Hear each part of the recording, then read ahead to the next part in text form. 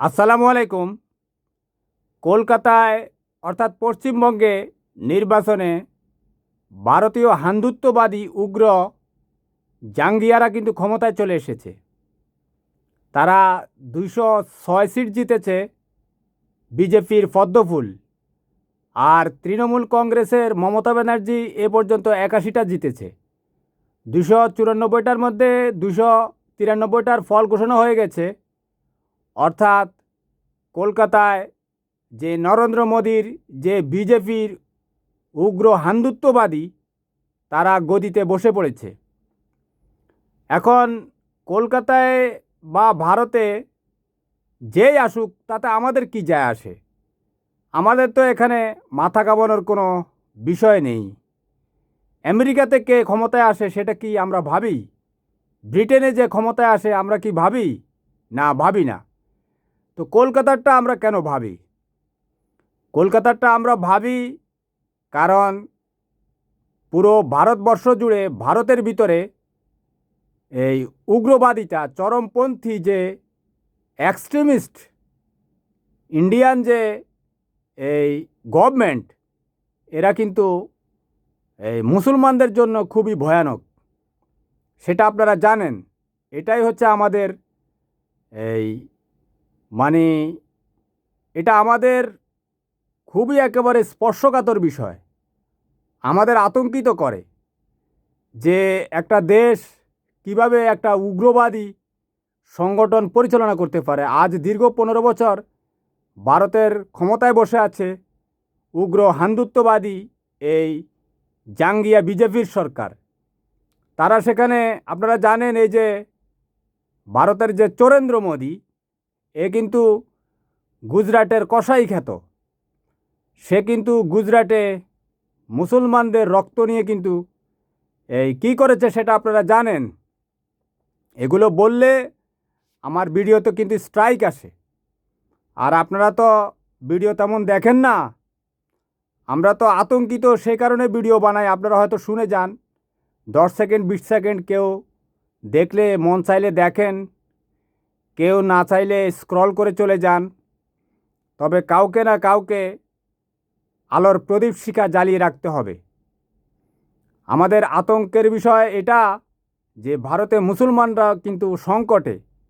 তো ভারতের মুসলমানদেরকে আমরা কি করতে পারবো? আমরা তো কিছুই করতে পারবো না। প্রায় 22 কোটির মতো, 20 থেকে 22 কোটি মুসলমান রয়েছে ভারতে। গুজরাটে কিভাবে নরেন্দ্র মোদী এই কসাই, সে মুখ্যমন্ত্রী ছিল, সে কিভাবে মুসলমানদের উপর গণহত্যা করেছে সেটা আপনারা জানেন। তো আমি কথাগুলোকে একটু চেঞ্জ করে বলছি, তারপরেও এরা রেস্ট্রিকশন দেয় ইউটিউব কর্তৃপক্ষ।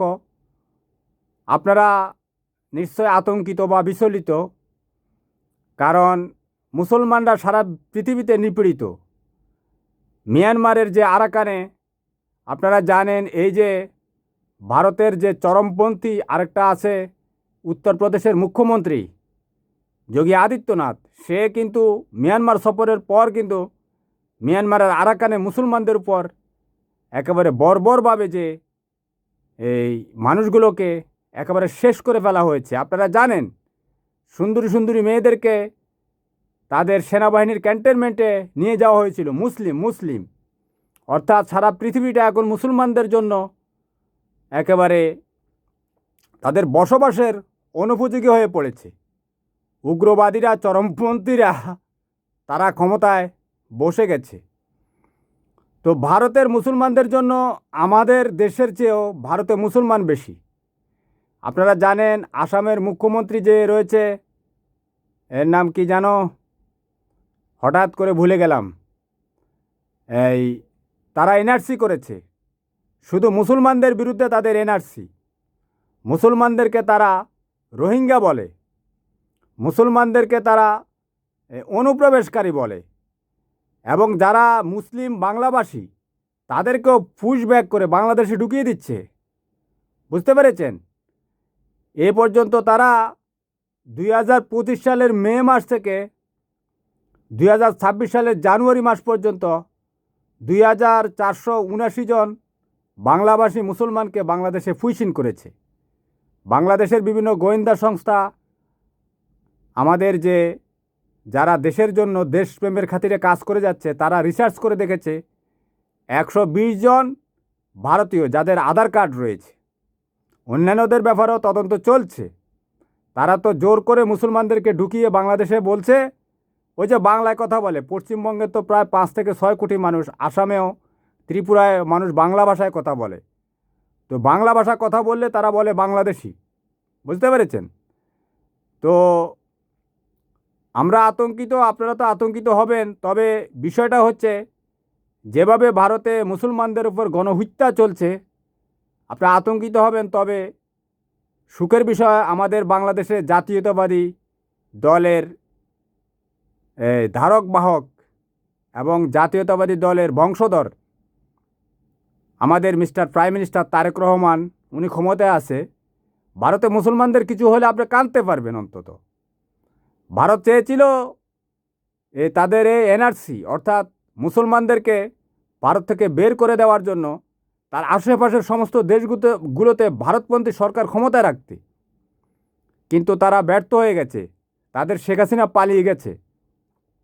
তাদের একটু সমস্যা হবে যে মুসলমানদেরকে ধরে ধরে বাংলাদেশে ঢুকিয়ে দিবে, আর বাংলাদেশ সরকার বসে বসে দেখবে। এটা হবে না।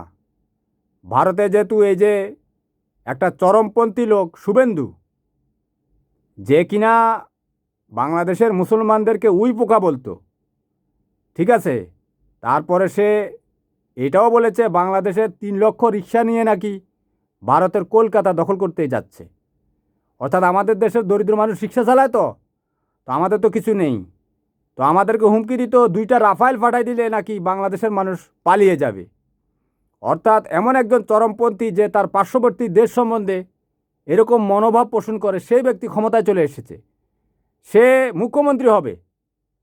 আপনি ভাবেন 28টা রাজ্যের এই যে ভারতের প্রধানমন্ত্রী নরেন্দ্র মোদী, সে তো গুজরাটের মুখ্যমন্ত্রী ছিল। কলকাতার মুখ্যমন্ত্রী এই শুভেন্দু অধিকারী, সেও তো কখনো না কখনো প্রধানমন্ত্রী হতে পারে, তাই না? একজন মুখ্যমন্ত্রী নরেন্দ্র মোদী যদি প্রধানমন্ত্রী হতে পারে, তাহলে যে কোনো সময় শুভেন্দুর মতো লোকও প্রধানমন্ত্রী হয়ে যেতে পারে, বুঝতে পেরেছেন? তো সে বলেছিল শেখ হাসিনাকে নাকি সম্মানের সাথে বাংলাদেশে এই বসিয়ে দিয়ে যাবে। অর্থাৎ এই যে শেখ হাসিনা বাংলাদেশে প্রত্যাখ্যাত হয়েছে, বাংলাদেশের মানুষের দৌড়ানি খেয়ে পালিয়ে গেছে, ঠিক আছে, তাকে বাংলাদেশের মানুষের উপর বসিয়ে দিয়ে যাবে। তাহলে এটা কি এমনি বসিয়ে দিয়ে যাবে? তাদের যে সামরিক সক্ষমতা আছে সেইটা ব্যবহার করে তারা শেখ হাসিনাকে বসিয়ে দিতে চায়। কারণ তারা চায় বাংলাদেশেও একটা হিন্দুত্ববাদী সরকার থাকুক, যেটা ভারতের জন্য কাজ করবে। তো বাংলাদেশ সরকারকে আমার বিশেষ অনুরোধ, আপনারা অতি সত্বর চায়নার সাথে একটা সামরিক চুক্তি করতে হবে, মৈত্রী চুক্তি করতে হবে। যে কোনো সময় ভারতের কলকাতার মুসলমানদের উপর দুর্দশা আসতে পারে, এবং হয়তো তারা লক্ষ লক্ষ কোটি কোটি মুসলমানকে এই ভারত থেকে তাদের স্রোত কীভাবে ঠেকাবেন? কারণ তারা বলে ওটা হিন্দুস্তান, বুঝতে পেরেছেন? একটা দেশ, আমাদের দেশেও তো মুসলমান আছে, হিন্দু আছে, আমরা প্রায় 90% মুসলমান। আমরা কি মুসলিম স্থান বলি? বলি না, তাই না? কত বড় দেশ, বাংলাদেশের চেয়ে প্রায় 28-29 গুণ বড়, অনেক বড় দেশ ভারত আমাদের। অর্থাৎ পুরো বিশ্বের আমাদের তো প্রায় 57টা মুসলমান দেশ, এর মধ্যে 30টা দেশের সমান হচ্ছে ভারত। অর্থাৎ একাই একটা দেশ। অর্থাৎ আমরা 57টা মুসলিম দেশ মিলে যদি 100 হই, তাহলে ভারত কিন্তু একাই প্রায় 48-49%। অর্থাৎ 100-র মধ্যে প্রায় 48। বুঝেন নাই? বুঝতে পেরেছেন? আপনারা তো মেধাবী আলোকিত মানুষ, হয়তো আমার একটু ভুলভ্রান্তি হতে পারে, কিন্তু আমি কিছুটা দ্বিধাগ্রস্ত এই কারণে যে ভারতের কলকাতার মানুষ তারা কিভাবে এই চরমপন্থী একটা উগ্রবাদী প্যাসিস্ট একটা এক্সট্রিমিস্ট এই যে বিজেপিকে তারা কিভাবে ভোট দিয়ে দিল। মানুষ ভারতের কিন্তু এই যে কলকাতার প্রতি 3 জনে 1 জন কিন্তু মুসলিম ভোটার, বুঝতে পেরেছেন? অর্থাৎ 33% মুসলিম ভোটার।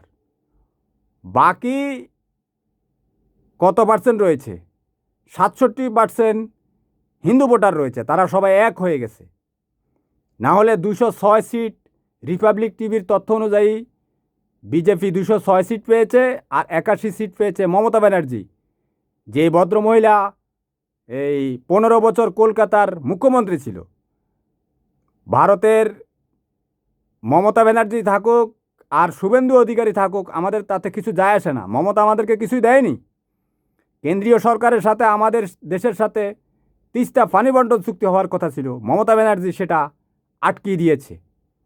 সে বাংলাদেশকে পানি দিবে না, অর্থাৎ তার দেশপ্রেম, এটা তো হচ্ছে তার দেশপ্রেম।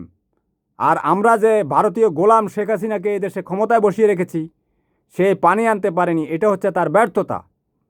তার দরকার ছিল 50 বছর ধরে একটা দেশের সাথে আমরা আলোচনা করে একটা তিস্তার পানি আনতে পারিনি। বুঝতে পেরেছেন?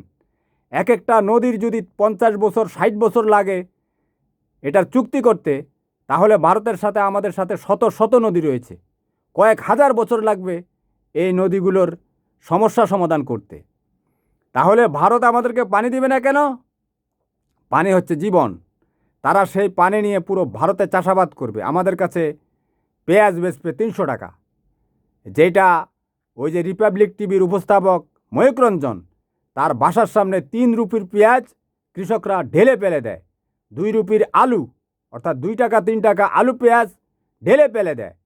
আর আমাদের কাছে তারা পেঁয়াজ বেচে 300 টাকা। শেখ হাসিনার মতো দাসী এদেশে বসিয়ে রেখে তারা আমাদের পকেট কেটে ভারতকে উন্নত করার চেষ্টা করেছে। আমাদের সমস্ত সম্পদ এখন ভারতে।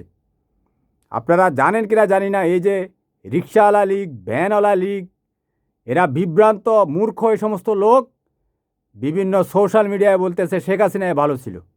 হ্যাঁ, আমাদের আলহামদুলিল্লাহ স্বর্গীয় নেত্রী বেগম খালেদা জিয়া যখন ক্ষমতায় ছিল, তখন আমরা 62 টাকা দিয়ে $1 পেতাম। এখন 122 টাকায় এসেছে। শেখ হাসিনার সময় 130 টাকায় ডলার চলে গিয়েছিল। তারপর ডলারের তারল্য সংকট ছিল, অর্থাৎ আমরা প্রতি 130 টাকায় 6 টাকা ঘাটতি ছিল, দেনা ছিল। বাংলাদেশের প্রত্যেকটা মানুষ জিরো হয়ে গেছে। এই কথা আমি বারবার বলি, কারণ এই কথাটা মানুষের কানে পৌঁছাতে হবে, প্রত্যেকটা 18 কোটি মানুষের কানে পৌঁছাতে হবে। শেখ হাসিনা কোনো উন্নয়ন করেনি, সে সমস্ত ব্যাংক লুট করে নিয়ে চলে গেছে।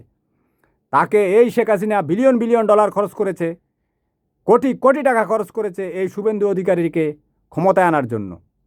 কারণ শুভেন্দু অধিকারী হচ্ছে চরমপন্থী, উগ্রবাদী, এক্সট্রিমিস্ট, তাই না? একজন মুখ্যমন্ত্রী বুদ্ধদেব ভট্টাচার্য তো ভারতের মুখ্যমন্ত্রী ছিল, সে বাংলাদেশের পক্ষে বাংলাদেশকে কি দিয়ে ফেলেছে? তারা কি কলকাতা কেটে বাংলাদেশকে দিয়ে ফেলেছে? ভারতের সম্পদ বাংলাদেশে দিয়ে ফেলেছে? ভারত থেকে কোনো কিছু বাংলাদেশকে ফ্রি দিয়ে ফেলেছে? দেয়নি তো। কিন্তু তারা চরমপন্থী ছিল না, এক্সট্রিমিস্ট ছিল না। কিন্তু এরা এক্সট্রিমিস্ট।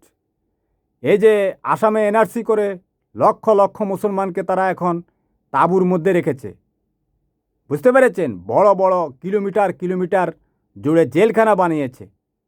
হ্যাঁ, সেখানে তারা মানুষকে, মুসলমানদেরকে আটকিয়ে রেখেছে। এটাই আমাদের আতঙ্কের বিষয়।